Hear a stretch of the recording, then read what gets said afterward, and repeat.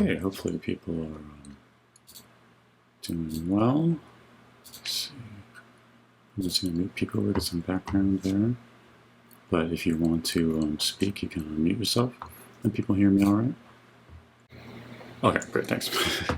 Nobody replied.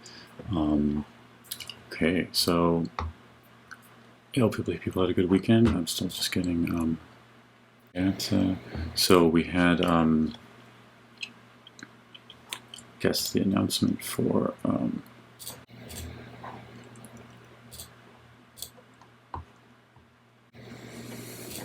you go, you can see that. So a couple of announcements last time just to get people up to speed, and me frankly get myself back into it. Yeah, so we moved that assignment to supposed to next weekend, so you'll have a bit more time to get through that. I know people had some other deadlines and travel. We also moved the test to next week, not this week. It'll be on the same topics, basically everything after the first test up until deep learning. And I had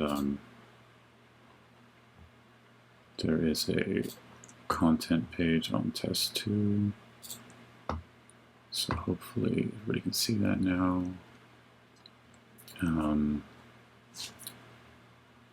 So those kind of methods.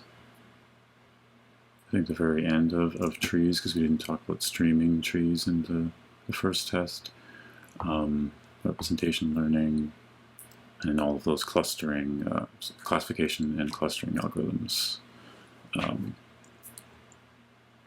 including support vector machines and like things like isolation forests for anomaly detection. Okay, we have a sample. Winter test 2 sample. Does that mean you have topics there? Well, that's nice of me. So assuming you guys can see that, there's some samples. We're going to make some alternate questions for those and probably add some new ones. I'll give you a feel of the type of questions.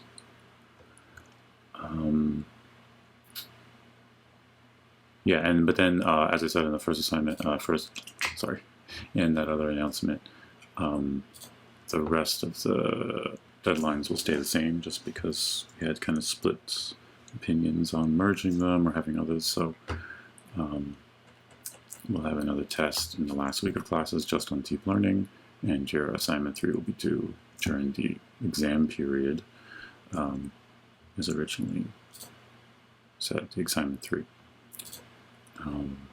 Cool. Okay, that's a killer.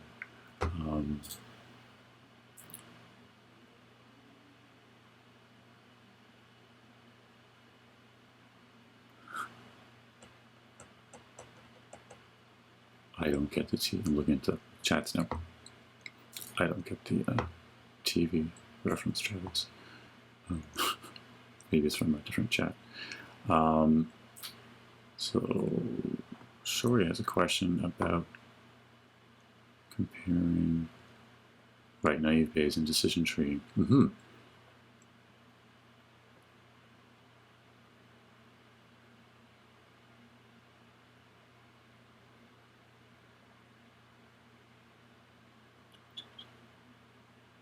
Yeah, I mean, the simplest way, I guess, yeah. So Shori's question about comparing naive Bayes and decision tree outputs, those are kind of two of the only models there where the parameters can be interpreted to have meaning, like statistical or kind of decision rule meaning. So it's kind of interesting to pull them out, but it really only works. Would it work on a 3-class thing?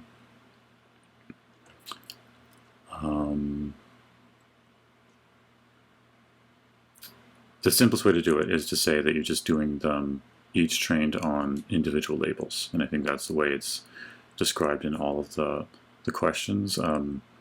If you want to try merging, having a model that decides amongst all 3 labels and which one's right, but treating this as essentially one data set with 3 different binary labels that you can train models on, and you train a different model for each is kind of the most straightforward way to do all these things. And if you do that, then you'll have 3 naive Bayes models trained on each label, and 3 decision trees, 1 for each label, and then you can compare the parameters directly. If you do it where the single decision tree gives you the answers of each of the individual labels,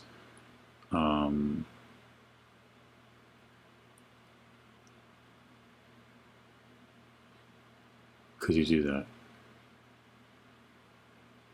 I'm trying to think about it. I mean, the 3 labels all exist. They're all applied to the same data points, right? So in a sense, you're not choosing which of these labels is true or false, and you're only going to get one of them. If you have a decision tree where you're training it on all 3 labels, then you've got to train it on all the combinations of those 3 labels, right? Which is another way to look at this data set. You could say, okay, there's 3 labels, they're binary, so there's 8 combinations of all of the ways they are, and you train it on those 8 labels to figure out whether, this one went up, another one went down, this one up, and that one went down. And so if you use that, essentially if you changed it to that data set where the labels were just 8 distinct labels that are really partitions, then you could do that for all the models, including naive Bayes. That's not the way we've described it, so the simplest way, like I've said, is to just do 3 models on 3 data sets.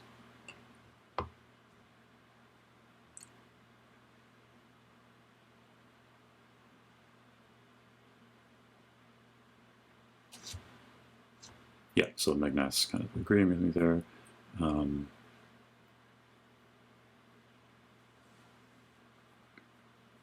Oh, I see what you're saying. Craig is a good follow-up on that. You're comparing the decision tree and the naive Bayes on these labels. You probably could, pick just one of the labels. Because last term there weren't 3 labels, so I didn't change that part. If you've talked about it already, that's fine. But which one? The one of the labels that has the most diversity would probably be the most interesting, right? So is it deaths or cases?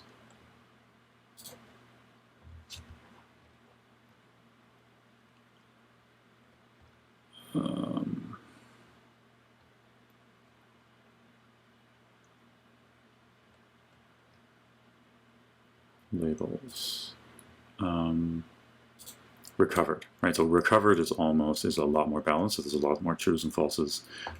There's a lot more variety. So you could just pick one label and do it all on just recovered to compare naive Bayes and decision tree, and that would be fine. I just wanted you to basically look at that and see about interpreting labels, because it's not a thing people do much with with neural networks anymore and all these other models.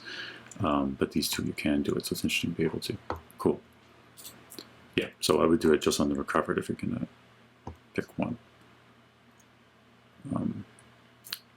It might be interesting if you've got very different answers or results for which one's confirmed as super unbalanced and death is pretty unbalanced.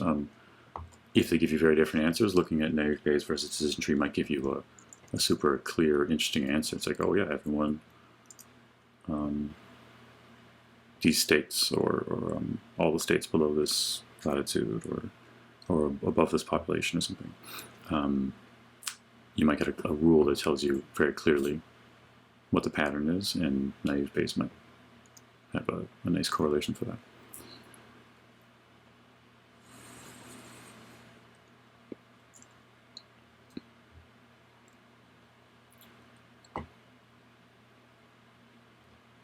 Okay, so that's some questions there. Yeah, so what else is going on? You guys are working away on that.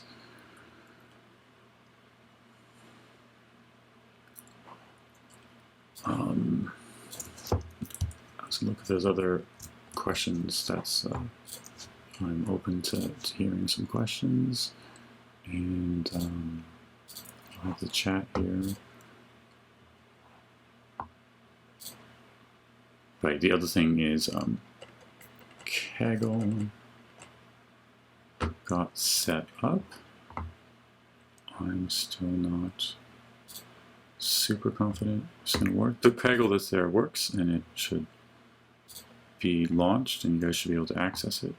Let's see if anybody submitted. People have submitted. All right. So we've got scores. Yeah, and it does seem like we did testing on the scores they gave us. Good, everyone's doing better than random. And for people's information, like I did, we were debating what this metric meant. It's kind of just, they say multi-class loss, but Kaggle doesn't have detailed descriptions of what each of their functions mean. So that random file I put got a 39. When I put a perfect file that had the right answer, which you guys shouldn't have access to, what did I get? I got like 2.7 or something, 2.4. So it seems like maybe it's E. Could be like a bonus question. You can tell us the formula for that, for their loss function. Yeah.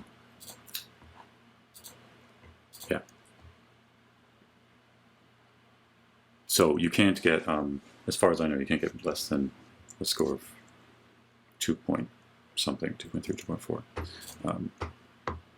Okay, so where do you get the URL? So if you go to that announcement, to get the group URL on Kaggle. I don't know what that means. Does group mean something?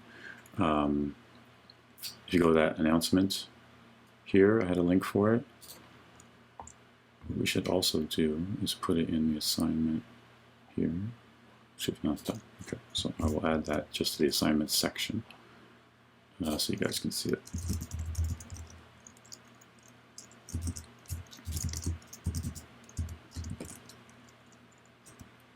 No, that's not right.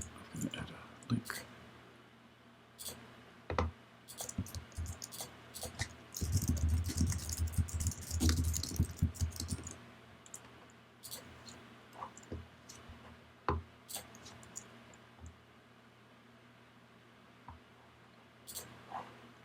Okay, people giving advice there how to form groups. Yeah, I mean, you could just have one member of your group make the submissions, which is fine too. And like we said in the CrowdMark, the assignment description, make sure in that question 8 in CrowdMark, you put the name of your team. Because right, some people put a name that's description, some people put their group number, some people put something we won't be able to work out, and you're just going to make it harder for us to figure out who you are. Which is fun to put it there, but at least list your name then in the assignment. So when we get to question 8, we can go look you up and see your score. Yeah, I'm not completely sure how teams, I guess the groups are called teams here. But you can have one member of your group submit them, or it looks like some people have gotten teammates working. You can invite a teammate.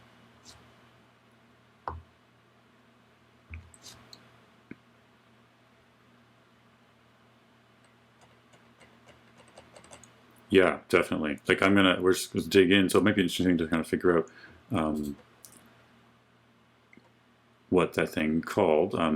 The error function there listing here just says multi-class loss. And so it could be entropy that we're getting as our score. So, but I'm not sure why when I put the perfect answer in, we got that. We'll fiddle with it again, and maybe we did something wrong with our perfect answer, and the score could actually get lower. So far, I haven't seen less than 2.3. So.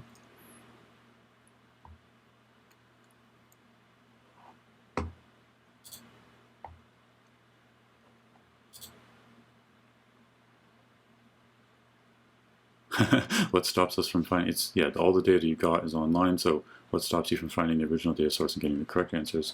Your honor as an engineer.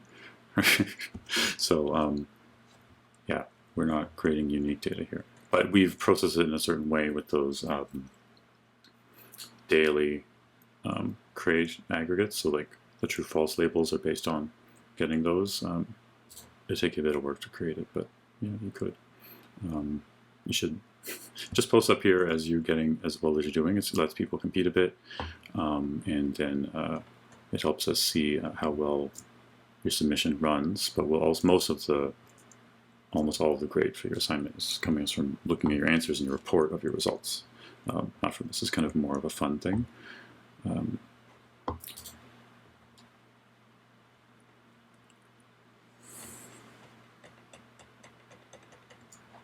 But yeah, I can put a small component of not your rank on the Kaggle, but in terms of getting above some kind of threshold of high enough score. So I'm not going to give you more if you get number 1 on the Kaggle or number 5, but the people in the top will get a little bit more than the bottom because they hit above some level. So you have to beat our random solution. Maybe we'll put a better solution that you'd have to also beat. We'll have to work out what those numbers are.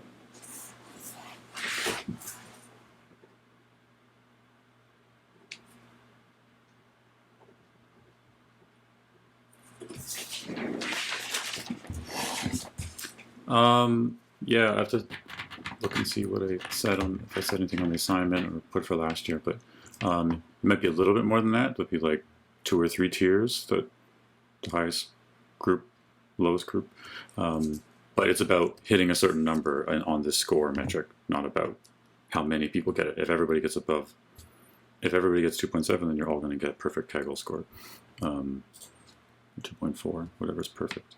Like I said, I have to work out what the levels are in this metric, but it'll be based on if you beat a certain number, not your rank amongst the rest of the class. So, you know what I mean? Your grade's not based on the competingness. It's about on you doing well on the result.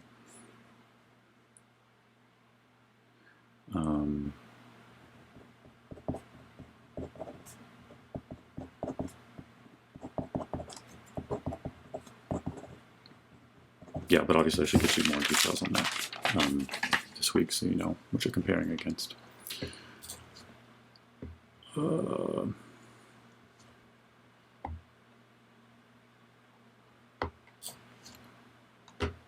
Yeah, so in terms of submitting guide on how you do it, it's very simple, the process. Like there's not any algorithm being run on the Kaggle side. Like we literally have submitted up the correct answer as a CSV file that has all the IDs that you have here, which is one subset of the original data, right? Those 5 states that I removed. So as long as your data has those IDs, and then you give the 3 labels, which is described if you go into on the competition, you go to the evaluation page, it tells you what your data has to look like, right? And so this is a randomized answer, so it's not correct. But you've got your ID column and you've got your 3 columns for your labels, just true or false for that ID, and this ID is for like a particular day for a particular state, right? And the features CSV has the same IDs in it.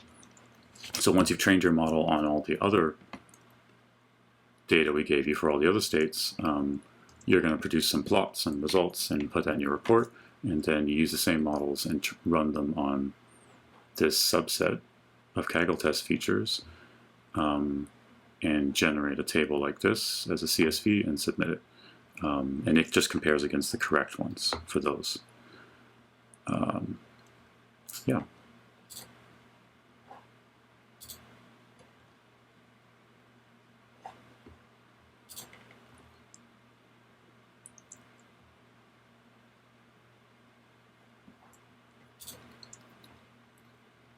Great, someone's got a post there for getting started.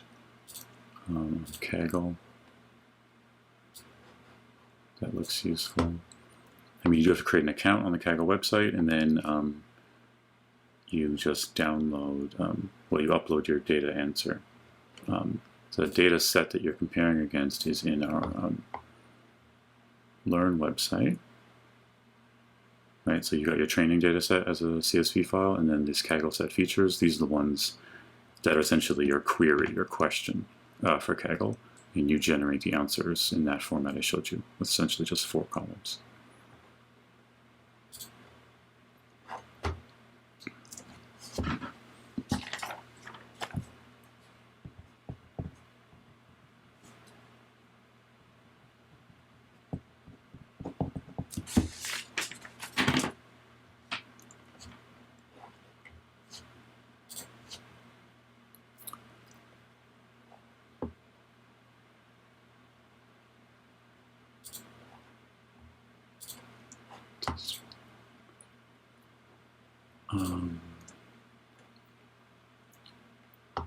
Yes, okay, so that's enough for Kaggle and the assignment. Or if people have more questions, go ahead.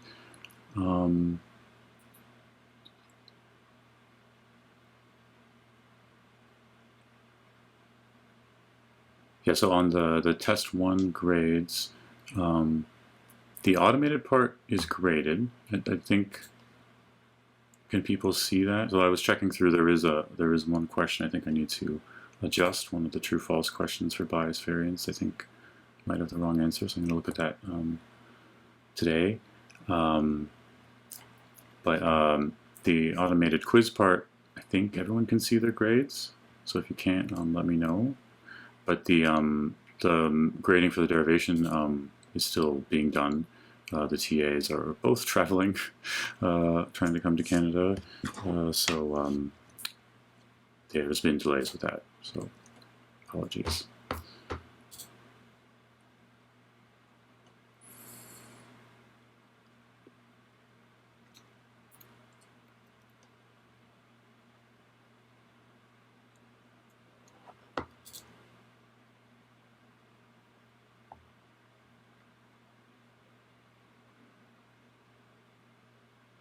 Automated grades are out of 80, yeah. Well, the max points on my thing says 50. But yeah, they are, the automated quiz part is 80% of the test 1. So the remaining 20% is from that derivation that you wrote out. So.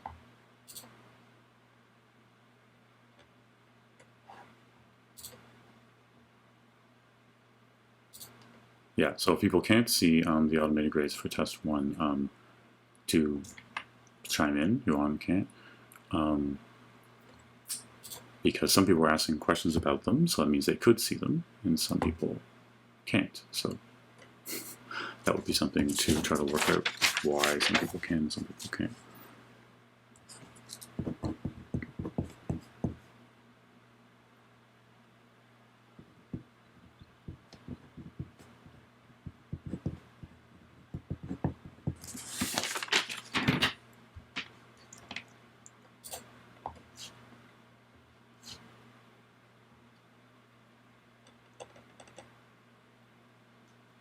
So test question 2 questions, pretty similar. If you go to the test 2 page,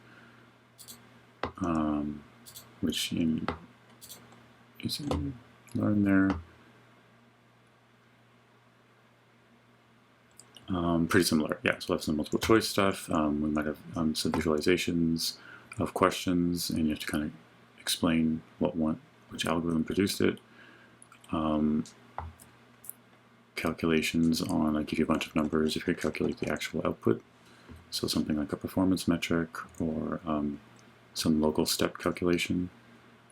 And there might be a theory question on feature extraction.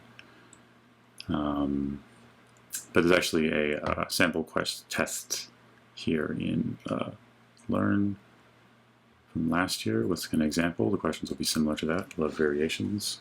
It could be something a bit different. So take a look at that page.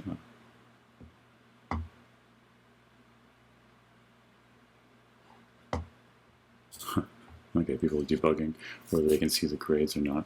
I can't think of a reason why some people could see it and some can't. So you guys can converge on an answer there, whether it's available or not.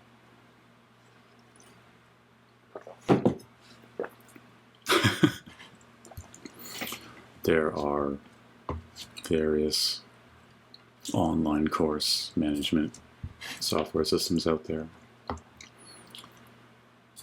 It's hard to say whether any system would ever be the best, but definitely the one we're using is not the best. Although I never found one that has no problems. It's a complicated thing running a course. So.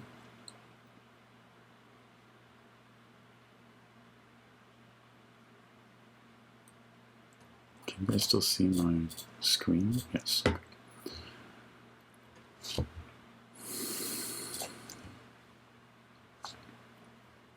Okay.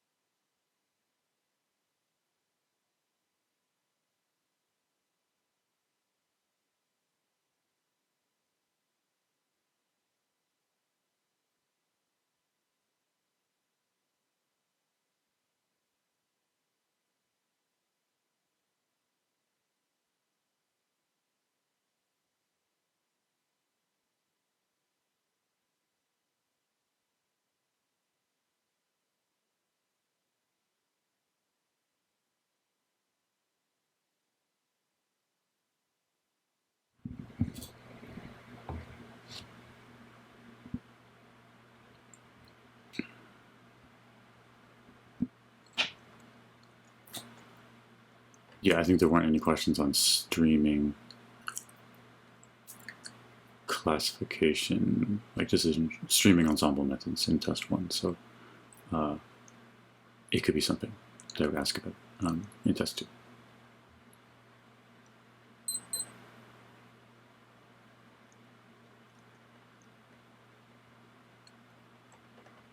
Oh yeah, and so for the additional topics for representation learning, it'd be more just the high level of what they're for, you know, like which one, what tasks they can be used for, the main differences, like why you would use it or not, what it's good at, rather than the technical details. Whereas the first 3, there could be something about the technical details.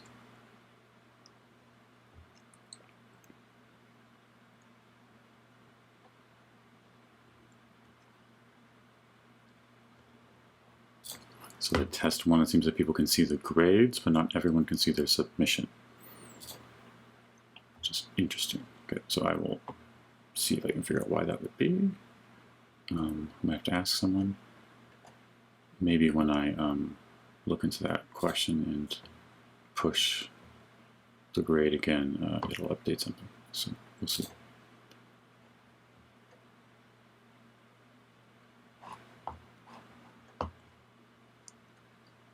All right.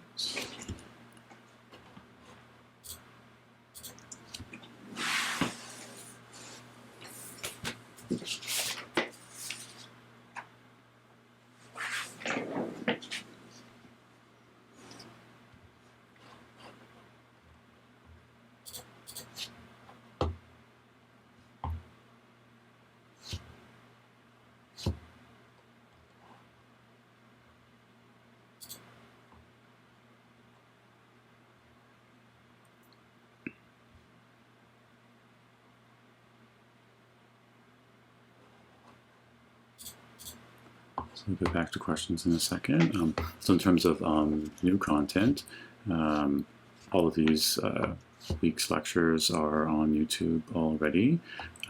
So because we've slid a bit from last term's one, you really need to just keep track of what week we're in and look on Learn to get links to them. I mean, you can always just go through YouTube and keep looking at them and looking at that topic as you feel you've moved past it, but to keep up on track.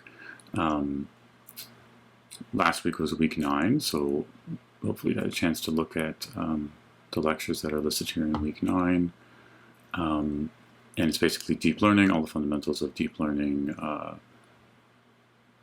how neural networks are structured, why we call them deep, why we have more layers than just 2 or 3 layers. And I guess even we talked about effectively, yeah, so regularization and other methods to make them train better.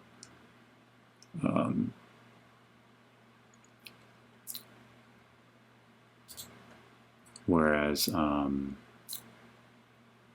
starting from this week, the new topics now will be on subtypes of neural networks. So in week 10 now,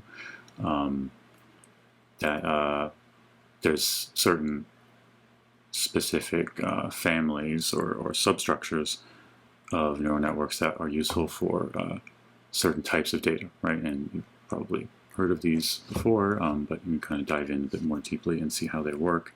Convolutional neural networks, which help you process image data, or any data that is structured in some kind of grid where proximity along a certain number of dimensions means proximity in the data. All kinds of people even use convolutional neural networks for time series data, kind of one-dimensional images almost.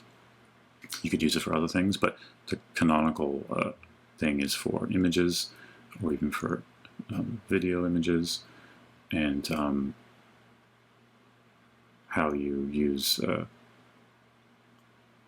convolutional calculations to more efficiently learn an image like that. Because if you use the straight up fully connected network that we talked about from last week's videos, it'd be very inefficient because most of the links are not actually relevant. Nearby pixels are kind of more relevant to each other than very far away pixels. So why do you need it to be fully connected? That's the main idea, why CNNs are helpful, but there's a lot of reasons how that gets implemented. So, but up to this point, yeah, you should have been watching some of the lectures on deep neural networks. If you haven't, you should try to go catch up and get through some of that.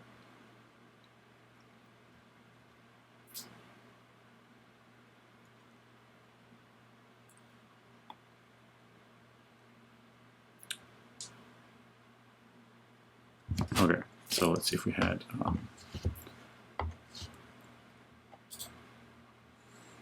some more questions.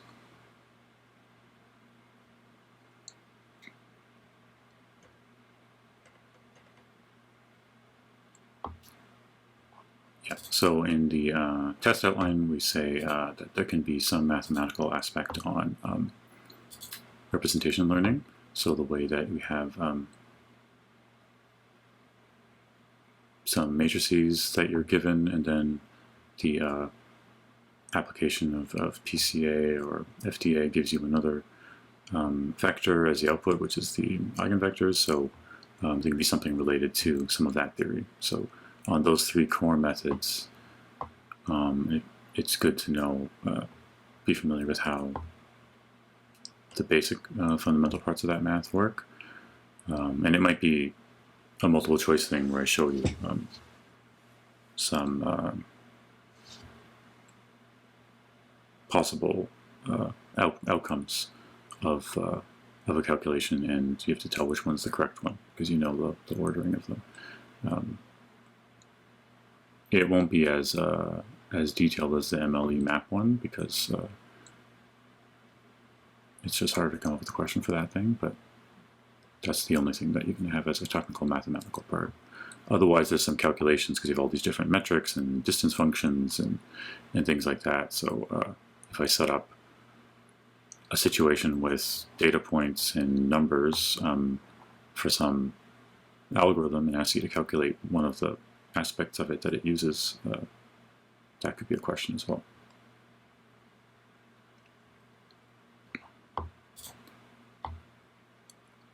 Yeah, test 2 has nothing about neural networks at all. That's all test 3. So test 3 and assignment 3 are basically all deep learning. Yeah,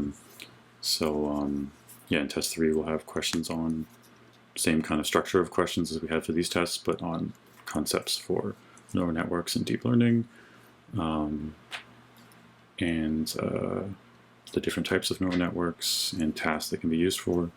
In assignment 3 we'll have data sets for doing deep learning. We want to use essentially the same data set you're using now. In fact, it goes well. It seems like people have things running on it. My idea is that we're going to use the same data set, but we'll use a neural network on it and compare your results. But we also have another data set that has images, just so you can try that out. And use CNNs on some data. But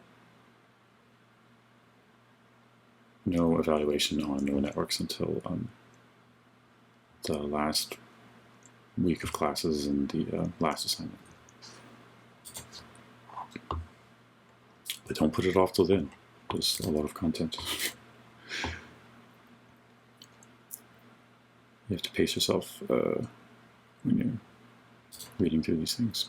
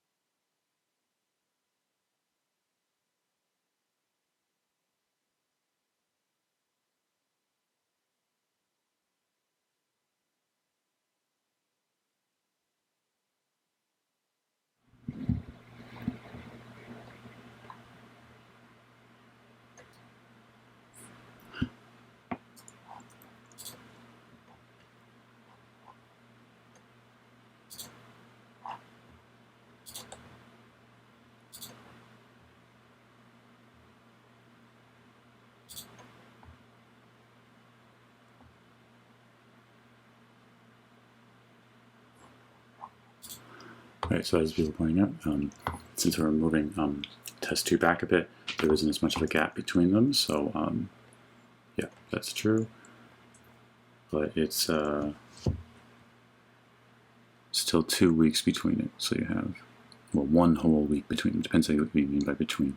So yeah, test 2, and then the last week there, and then the first half week of August will be the final test, and then your assignment will do the week after that.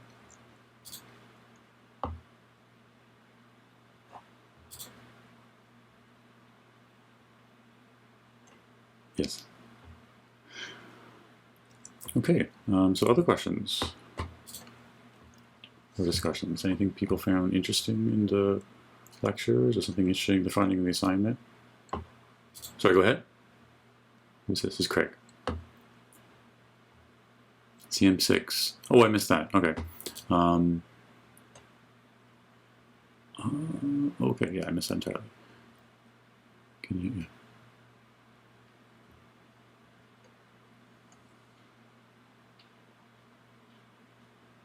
Oh, okay, is this for the current assignment, or for the first one? You're saying it was an old question. Okay.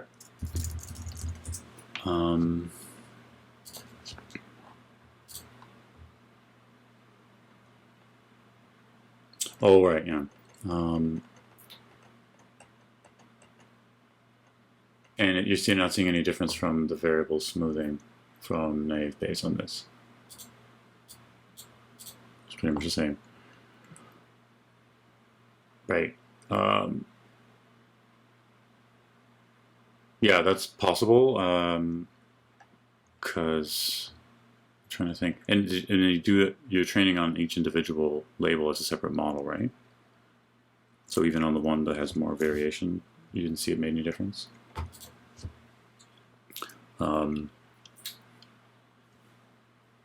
Yeah, that could be because we have that in as a thing that you can do with naive Bayes to try to make it more generalizable, but it may not have a huge effect on this data set. So.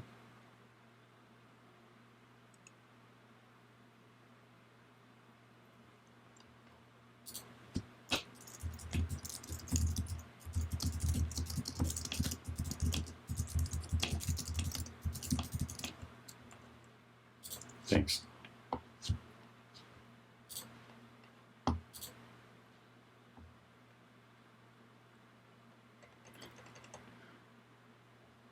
Gets worse. Yeah, well, I mean, smoothing is essentially making your model worse, right, in order to make it more generalizable. So it could be also that our data set's too small for it to see an effect. And when you're trying to, if you had something that was larger, you had kind of patterns where it does well on most of it, but it can't get certain corners of it well. When you smooth it, it might do better on your test result. But you are kind of, anytime you're smoothing, you're trying to improve the performance on the test, which means you might actually do a little worse on the training. Because in a way you don't care about the training, because training you could just memorize it and give the right answer, but you really want to do well on the test set.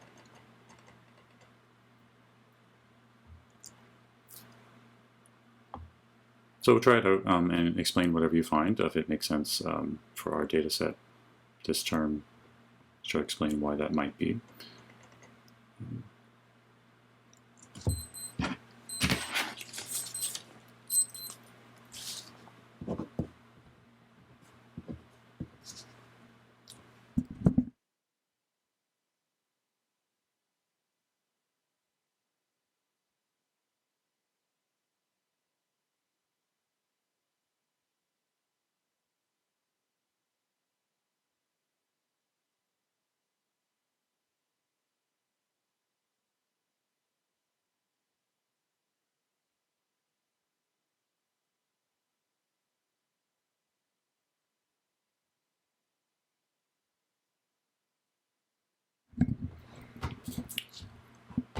Okay. Other questions?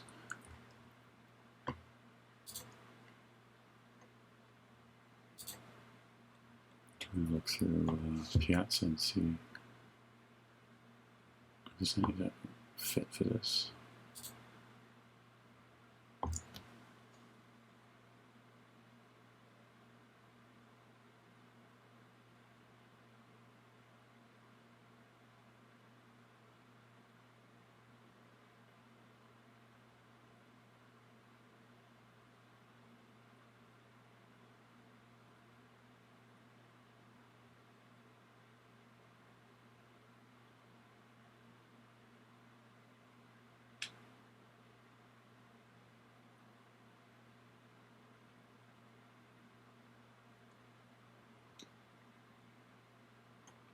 Yeah, I mean, somebody had a question here about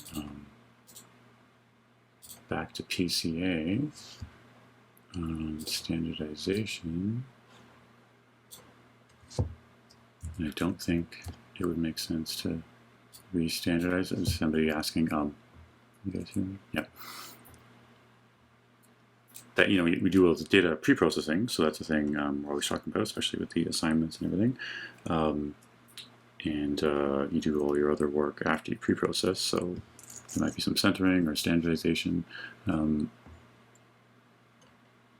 If you do PCA on your data after you've done that, you kind of break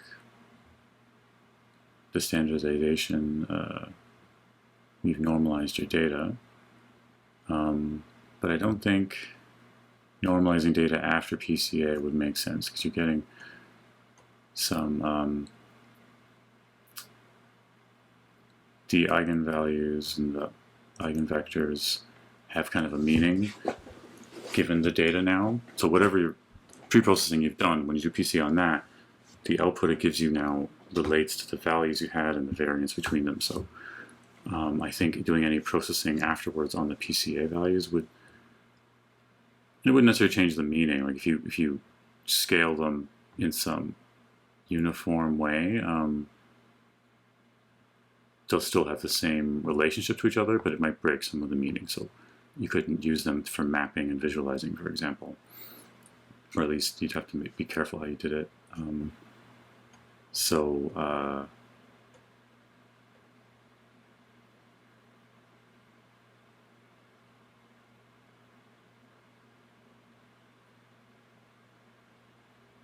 I guess it depends how you're using them, right? So if you're using it as the eigen values to describe the amount of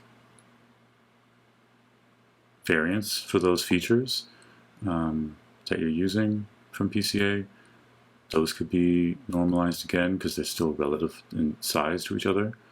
And that's what we actually do, right? When you try to figure out how much variation, if you say you do PCA and you've got 20 features and you take the first 5 features, if you want to know how much of the variance of the data the first 5 features encapsulate, you sum together the eigenvalues for those first 5 features, right? And that is a number, but it's not within a particular range. But if you sum all the eigenvalues, the ratio between, you know, the first 5 to the total, now you get a percentage. You can say, well, it covers 60% of the data, right, because of that value.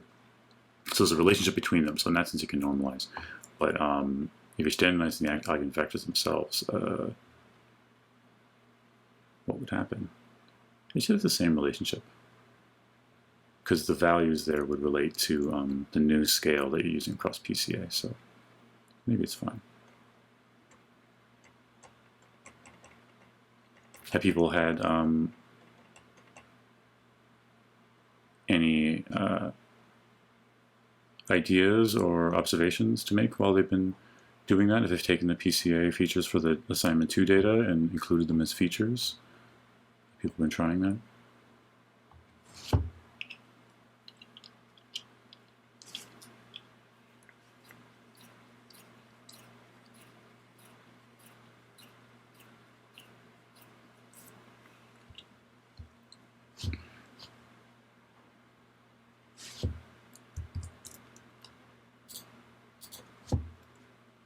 be curious to know by the end if what people are using for different. Like I said, first thing we're going to do is get a sense of what the score here means. So we're all going to try and figure that out, me specifically.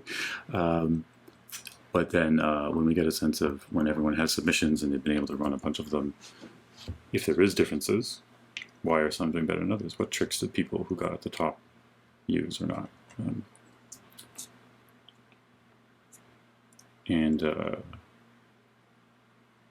Yeah, it'd be fun to talk about that and have people share what they did, because it's not about competing here, competing against each other for grades or anything. It's about learning how to make your model better and what tools work. So if you got something that's working really well, feel free to describe it on Piazza at a high level. People still have to implement that if they wanted to do it, but what tricks did you use?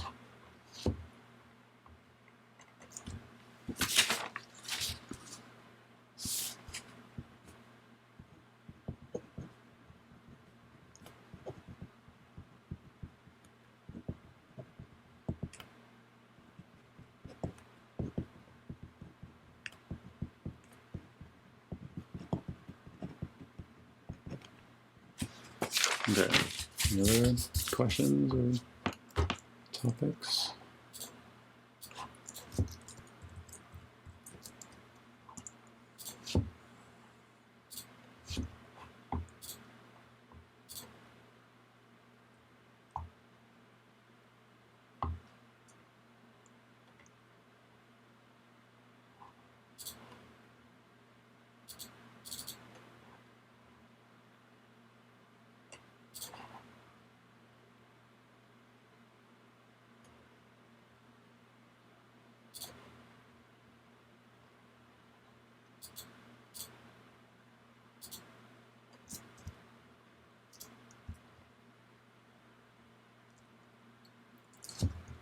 Can actually look at our data. Kaggle makes it pretty easy to see all that stuff. Compact view. There we go. What's Huda saying?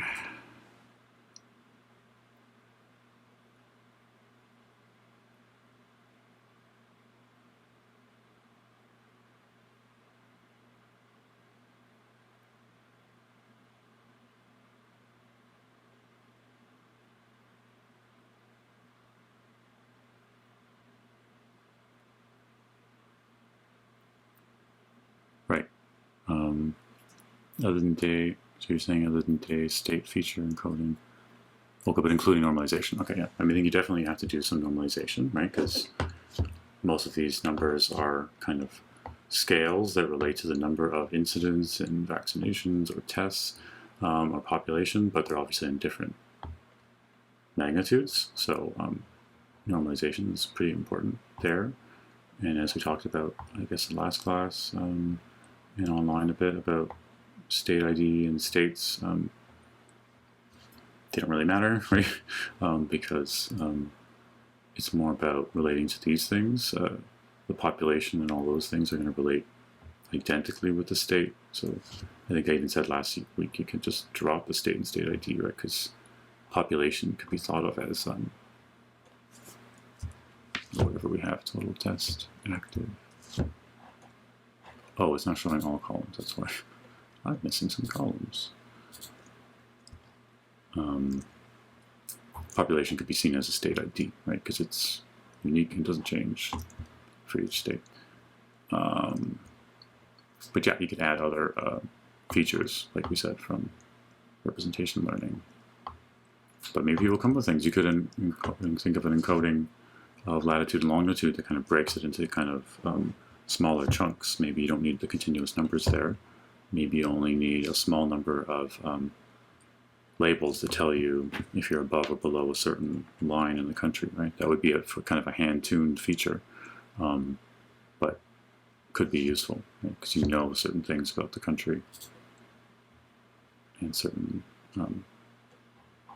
like the mountains. Is the Rocky Mountain line. West and east of that, people and states are quite different. North and south of the Mason-Dixon line, things could be quite different. Or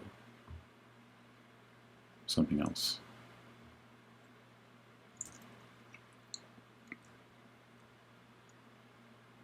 Yeah, and I know some of the number columns are not all represented as numbers, so there's some just conversion there that has to happen to get them all to work numerically, for sure.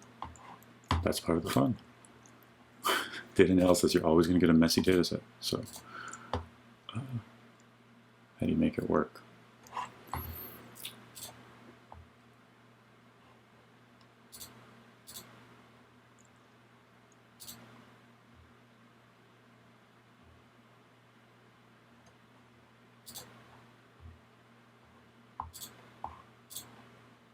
Okay, so that's an hour. Are there any other questions or concerns? Let me make sure I don't have any private chat. Sometimes that happens. Not today. It's fine.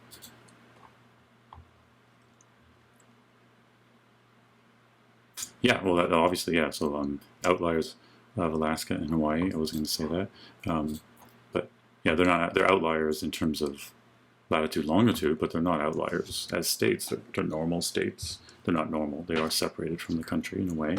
So you would expect, you know, their cases to be maybe a little different, but they're valid data points. So they're not outliers that should be removed. But any rules, if you put something on latitude, longitude, or subsets, you'd have to account for the fact that they're very far away.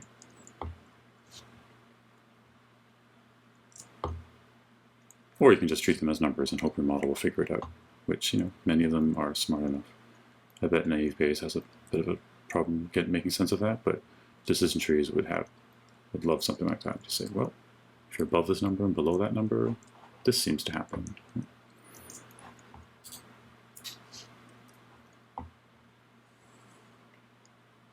Should we look for outliers in the Kaggle data set as well?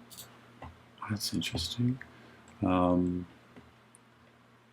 Well, you don't know the right answer in the Kaggle data set, so you can process it any way you want, the features, but you don't have the labels. So obviously all the normalization pre-processing steps that you used for your training features, you should also apply to the Kaggle test features so that they're all in the right format. So you have to reuse whatever function you defined for all of those pre-processing steps. You definitely have to pre-process it.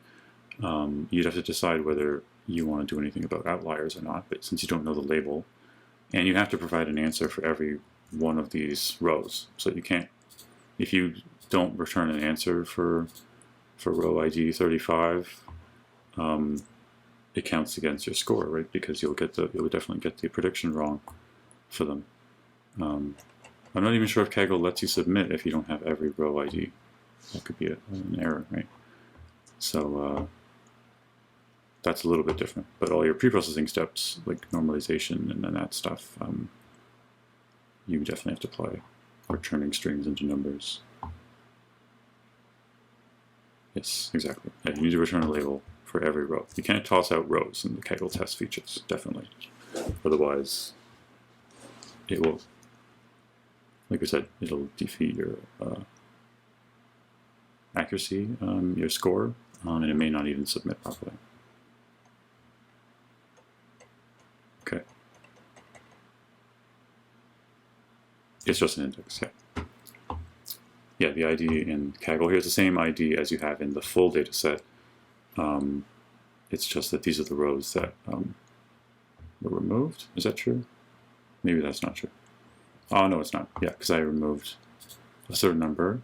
If I sort ascending, I always forget how I did this. There's an ID. So there's 150 rows. As I said, I tried to pick 5 states in the US that have their own kind of patterns. If you know anything about America, they're basically very different types of states, but each of them is kind of in a pattern. They're typical of certain subsets of the data, right? I didn't put California in here because California is essentially different than every other state because it's so much bigger and has its own patterns. And some of the states like Florida and New York, there's some other state that was very outlier.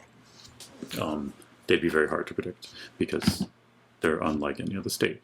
But these states are at least like whole cluster of other states, so they should be predictable. At least that's our goal. So great. Okay, so I'm going to wrap up here. If there's any last questions. Yeah, so I'm going to look into the test 1 thing that nobody can see, that some people can't see their grade or their answers there. Hopefully I can sort that out. And like we said, the manual grading for the last part of the test will get done this week once the TAs are available again. And assignment 1 grade's not reflected on Learn. I did a push this morning, so if you were checking before and there were any changes on your crowd mark for assignment 1 and they weren't in Learn, check again now and see, because I did push the changes that have been done to Learn, sorry, to crowd mark to Learn, but there might be further updates. I know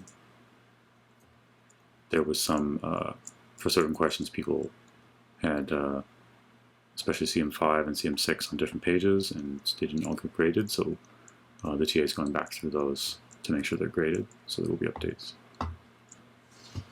Okay, it's not showing on Learn at all. Okay, so I'll look into that. And hopefully everybody have a good week. We will talk to you online. Go attack that Kaggle score.